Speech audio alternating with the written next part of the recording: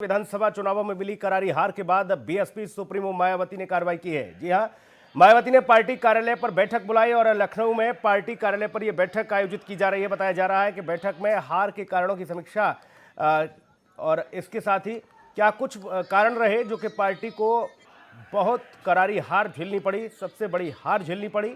बैठक में सतीश चंद्र मिश्रा समेत कई पदाधिकारी मौजूद भी रहे और इस समीक्षा बैठक में सभी विधानसभा प्रत्याशियों के साथ ही विधानसभा के प्रभारी, जिला अध्यक्ष, मुख्य सेक्टर प्रभारी और सांसदों के साथ ही विधायकों को भी बुलाया गया।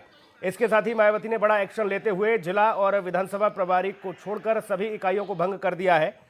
तो ये बड़ी खबर आपको बता रहे हैं। बीएसपी सुप्रीमो मायावती ने एक बड़ी बैठक का आयोजन किया और मंथन किया गया, चिंतन किया गया कि आखिरकार क्या कुछ वजह रही कि पार्टी को इतनी बड़ी हार का सामना करना पड़ा। हालांकि आपको बता दें कि जिला इकाइयों को भी भंग करने की बात सामने आ रही है। जिला और विधानसभा प्रभारी को छोड़कर सभी इकाइयां भंग कर दी गई हैं। बीएसपी सुप्रीमो मायावती ने यहां 1-to-1 चर्चा की है, बैठक की है, जिसमें सभी प्रभारियों को बुलाया गया, पार्टी के बड़े पदाधिकारियों को बुलाया गया। इस बैठक में सतीश चंद्र मिश्रा भी मौजूद रहे, सांसद और विधायकों को बुलाया गया और इसमें मंथन किया गया, चिंतन किया गया कि क्या कुछ वजह रही जिसकी वजह से बहुजन समाज पार्टी को उत्तर प्रदेश में बहुत बड़ी हार का सामना करना पड़ा। लिहाजा आपको बता दें, विधानसभा चुनाव में मिली करारी हार के कारणों को लेकर यहां मंथन किया गया है।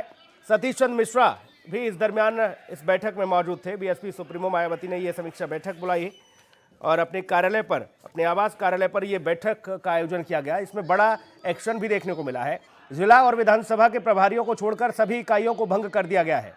अब नए सिरे से फिर से ऊर्जा के साथ बीएसपी सुप्रीमो मायावती विधानसभा चुनावों में मिली हार के बाद एक बड़ा सबक लेती हुई और इस मामले में आपको बता दें कि अब फिर से नई ऊर्जा के साथ पार्टी को खड़ा करने की तैयारी में है बीएसपी सुप्रीमो। शिवा हमारे सहयोगी ज्यादा जानकारी के साथ मौजूद है। शिवा, बड़ी कार्रवाई देखने को मिली है, हालांकि बैठक की गई हार के बाद ये एक बड़ी बैठक मानी जा रही है। बीएसपी सुप्रीमो मायावती ने बैठक बुलाई जिसमें सभी पदाधिकारियों प्रभारियों को बुलाया गया, सांसदों को बुलाया गया, विधायकों को बुलाया गया और फैसला भी लिया गया है। इसमें एक बड़ा फैसला कि जिला प्रभारियों के साथ जो निर्वाचन के प्रभारी बनाए गए थे उनके अलावा सभी इकाइयों को भंग कर दिया गया।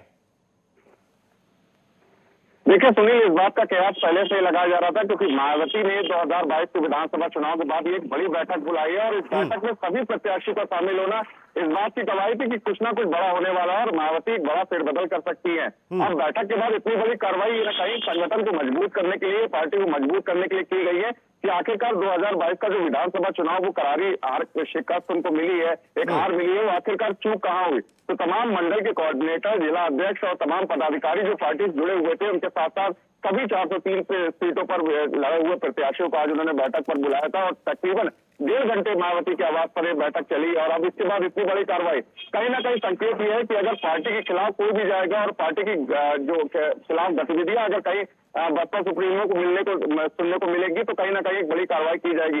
अब पार्टी के संगठन को मजबूत करने के लिए मायावती एक बड़ा फेरबदल कर भी सकती है कि तमाम जो जिला कोऑर्डिनेटर है, जो मंडल अध्यक्ष है, जो जिला अध्यक्ष है, उनको उनकी फेरबदल कर सकती है। और जरूर देखा जा सकता है कि आने वाले समय में बहुजन समाज पार्टी अपने आप को मजबूत करने के लिए इस तरीके के दाव पे जरूर लगातार करती रहेगी। लेकिन सवाल इस दरमियान ये भी है शिवा कि बीएसपी सुप्रीमो मायावती विधानसभा चुनाव में खुद सक्रिय नजर नहीं आई थी। कुछ जगह को छोड़ दिया जाए, कुछ बड़ी सभाओं को छोड़ दिया जाए, तो वो जिस तरीके से मायावती अपने चुनावी कैंपेन को अंजाम देती थी, हर बार जब जब विधानसभा चुनाव आते थे पार्टी को जब मजबूती देती थी, कार्यकर्ताओं में जो जोश भरने का काम करती थी, वो इस बार के विधानसभा चुनाव में देखने को नहीं मिला। क्या इस बारे में कोई बातचीत हुई होगी पदाधिकारियों की? सुगबुगाहट तो हुई होगी कि आपका जब सेनापति ही अगर कमजोर हो जाएगा तो प्रजा कैसे चलेगी आगे भाई? देखिए सुनील, एक आज बहुत महत्वपूर्ण बात है कि जब हम लोग बीएसपी की कवरेज करने के लिए कार्यालय के अंदर गए थे तो वहां पर एक प्रेस रिलीज दिया गया।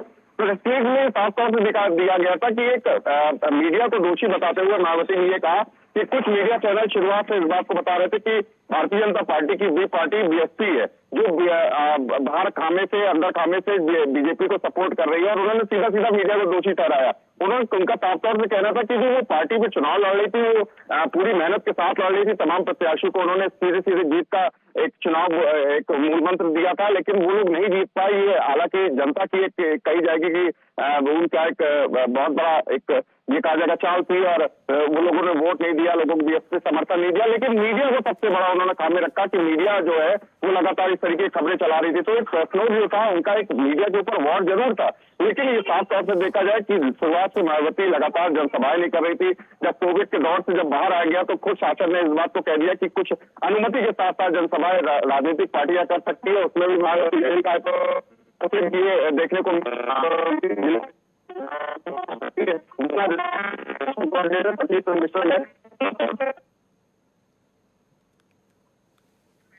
बिल्कुल शिवा, जाहिर तौर पर और मीडिया के सर पर ठीकरा फोड़ने का जो बात सामने आ रही है कि बीएसपी सुप्रीमो मायावती ने मीडिया को इस दरमियान दोषी ठहरा दिया कि मीडिया ने कुछ इस तरह की खबरें दिखाई या मीडिया ने कुछ ऐसा किया, मीडिया ने वैसा किया। इससे शायद पार्टी का कार्यकर्ता सहमत ना हो, क्योंकि आप मीडिया को कैसे दोषी ठहरा सकते हैं? आपके पक्ष में अगर खबर चल रही है तब आपके लिए मीडिया सही है, जब आपकी कारगुजारियों को अगर मीडिया उजागर कर रहा है तो वही मीडिया खराब हो जाता है। इसलिए मीडिया की आड़ लेकर या मीडिया की इस मामले की चादर को ओढ़कर मायावती इस बात को नहीं नकार सकती कि इस बार के चुनाव में मायावती की खुद की भूमिका सक्रिय नहीं थी। बिल्कुल सुनील, मैं बार बार यही कह रहा हूं कि जब पिछले दौर का जो समय था, जो चुनाव से पहले का समय था, उसमें मायावती खुद नहीं सक्रिय थी और हम लोग बार बार देखने को सुनने को मिलता था कि बीएसपी की तरफ से एक प्रेस रिलीज जारी होता था कि मायावती आज से ठीक 3 दिन बाद फलाने जिले में चुनाव दौरा करने जाएगी। लेकिन उससे ठीक 1 दिन पहले ये होता था कि मायावती ना जाकर के उनके नेशनल कोऑर्डिनेटर सतीश चंद्र मिश्रा उस जनसभा को संबोधित करेंगे। तो कहीं ना कहीं एक उनकी निजी वजह थी कि 2022 की विधानसभा में चुनाव में बहुत ज्यादा दिलचस्पी नहीं ले रही थी। हालांकि उनकी मजबूरी थी कि 403 विधानसभा सीटों में उनको अपने प्रत्याशी उतारने थे, लेकिन 403 विधानसभा सीटों में से सिर्फ एक ही, यानी कि बलिया की रतवा विधानसभा क्षेत्र से उमाशंकर सिंह ही सिर्फ चुनाव जीत करके आए थे और 402 सीटों पर उनको हार हासिल हुई। तो कहीं ना कहीं ये कहा जाएगा कि मायावती की मंशा जरूर थी चुनाव लड़ने की, लेकिन जीत की तरफ वो बहुत ज्यादा नहीं भाग रही थी। लेकिन आज जिस तरीके की पार्टी में बैठक हुई है, उससे कहीं ना कहीं एक बड़ा मूल मंत्र देने की कोशिश की जा रही है कि अब जो आगामी विधानसभा चुनाव आएगा, अब जो आगामी लोकसभा चुनाव आएगा, उसमें किस तरीके से उनको जीत हासिल करनी है, किस तरीके से पार्टी को मजबूत करना है। जो अंदर खाने में लोग बैठ करके बाहर राजनीतिक पार्टियों का सपोर्ट कर रहे हैं, उनको निकाल करके बाहर फेंकना है। इस तरीके की तमाम जो चीजें हैं वो बैठक के अंदर बातें हुई है और ये जरूर साफ तौर से देखा जा सकता है कि जो बाहर के लोग हैं, जो अंदर बैठ करके जो राजनीति करते हैं, उनको सीधा सीधा साफ तौर से संदेश दिया है कि अगर आप इस तरीके की हरकतें करेंगे और इस तरीके की शिकायतें करेंगे तो आपको पार्टी से निकाल फेंका जाएगा। तो अब बहुजन समाज पार्टी अपने आप को मजबूत करने के लिए जो है बिल्कुल शिवा, ये भी बड़ा महत्वपूर्ण है और साथ ही ये भी एक बात सामने आ रही है शिवा कि पहले जो दौर मायावती का हुआ करता था, जो बीएसपी का कोर वोटर के साथ साथ बीएसपी का जो नेता हुआ करता था, बड़ी लंबी लाइनें लगती थी, मायावती के दर्शन तक दुर्लभ हो जाते थे। लेकिन अब वो मोह भी भंग होता जा रहा है। अब वो मोह नहीं रहा लोगों के अंदर कि वो बीएसपी के लिए झोला डंडा लेकर चले, क्योंकि बाकी जो परिदृश्य बदला राजनीति का, उससे एक बड़ा धड़ा प्रभावित हुआ और जो बीएसपी का कोर वोटर था वो आज बीजेपी की तरफ रुख कर रहा है।